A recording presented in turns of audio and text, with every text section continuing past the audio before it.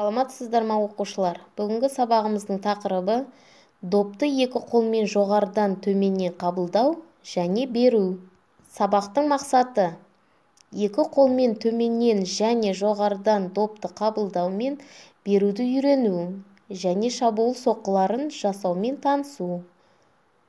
Волейбол сабағындағы қауіпсіздік ережелерімен таныстыру. Алаңда ауысу техникалары және дене жаттығулары. Сабағымызды бастамас бұрын қауіпсіздік ережелерімен танысып алайық. Үй жағдайында жаттығулар орындау кезіндегі қауіпсіздік ережелері. Бірінші, жаттығу орындайтын жердің тазалығы. Екінші, қасында кедергі болатын сынатын заттарды алып тастау. Үшінші, денені қыздырмай тұрып жаттығуға кіріспеу.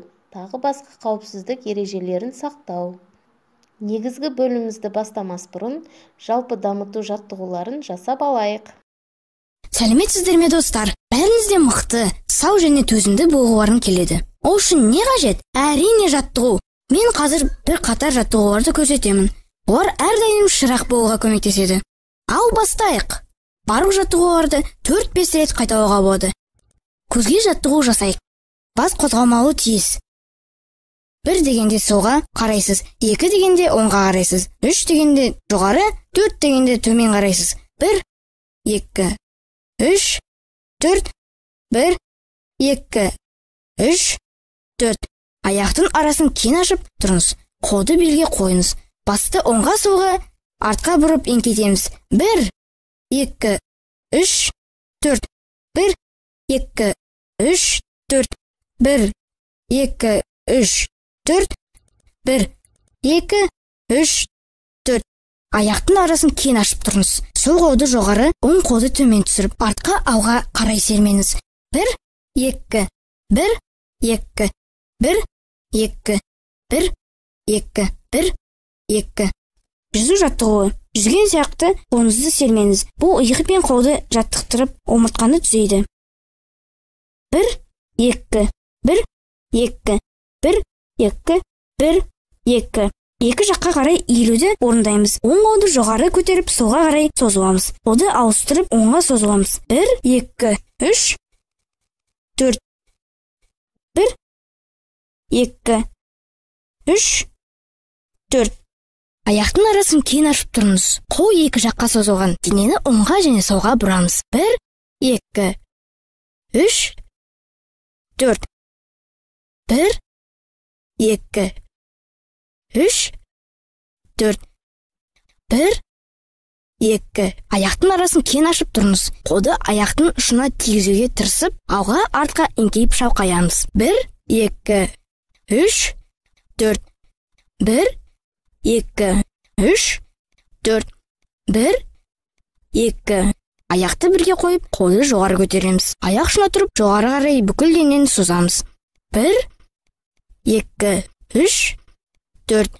1, 2, 3, 4. Аяқты бірге қойып, қолды белде ұстаймыз. Асықпастан отырып тұрамыз. 1, 2, 3, 4. 1, 2, 3, 4. Тік тұрып қолды дене бойы созыңыз. Ішке қарай тыныс алып, сәл тоқтатып, одан кейін демді шығарыңыз. Тыныс алу, шығару. Тыныс алу, шығару. Тыныс алу, шығару.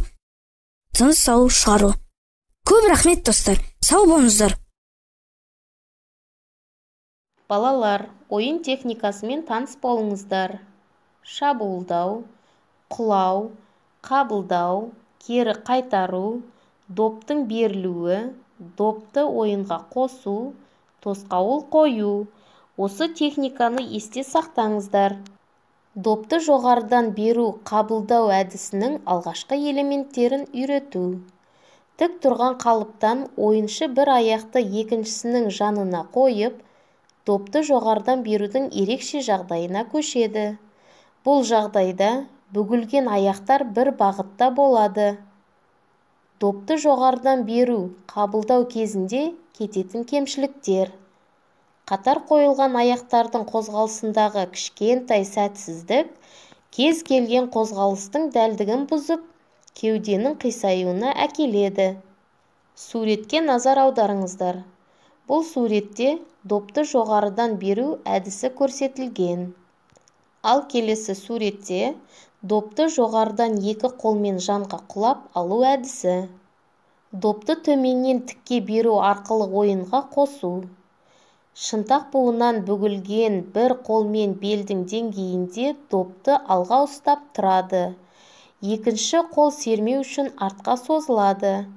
Допты алға сәл лақтыру арқылы допты ойынға қосады. Допты төменнен қабылдау әдісін үйрету. Ұшып келе жатқан доптың шапшаңдығына сәйкес қолын жай ғана тосады және білегін артқа төмен қарай тартып, соққыны азайтады. Мына суретке назар аударыңыздар. Жоғарыда айтылып кеткендей, ұшып келе жатқан доптың шапшаңдығына сәйкес қолын жай ғана тосады және білегін артқа төмен қарай тартып, соққыны азайтады. Бұл суретте допты төменнен қабылдау әдісі көрсетілген. Волейбол ойындағы тағы бір әдіс – допты ойынға енгізу. Ал енді сіздерге тапсырма. Төмендегі сұрақтарға жауап беріңіздер. Бірінші, волейбол ойынның техникалары қандай? Екінші, допты жоғарыдан беру, қабылдау әдісінің алғашқы элементтерін білесіз бе? Үшінші, допты жоғарыдан беру, қабылдау кезіндегі кеткен кемшіліктер қандай? Төртінші, допты төменнен тікке беру арқылы ойынға қалай қосамыз? Бесінші, допты төменнен қалай қабылдаймыз? Осымен біздің сабағымыз аяқталды. Назар қойып тыңдағандарыңызға рахмет. Сау болыңыздар.